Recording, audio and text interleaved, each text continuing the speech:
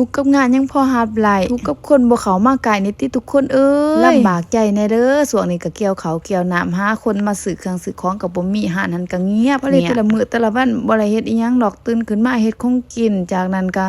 นอนความขายดีก็เลยนั่งขายนอนขายเลยแต่ละมื้อหลังจากว่านั่งขายนอนขายแล้วก็เข้ามาเฮ็ดกินแล้ววันนี้เวลาท้องก็หิวมาอีกแล้ว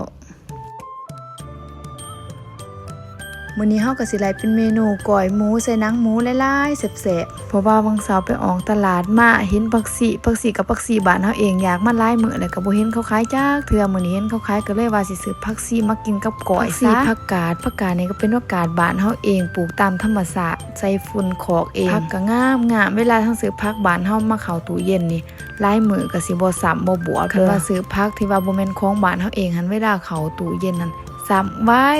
เสาร์ตอนแรกมากก็ซ้ำแล้วแต่ว่าพักบ้านเฮานี่สิบ่เป็นแบบนั้น2-3 มื้อเป็นทิศนึงก็ยังงามคือเก่าก็แล้วนี่ก็เพิ่งรู้ว่าอยากกิน10 ปีอันนี้ก็เป็นก้อยหมูใส่น้ำแซ่บ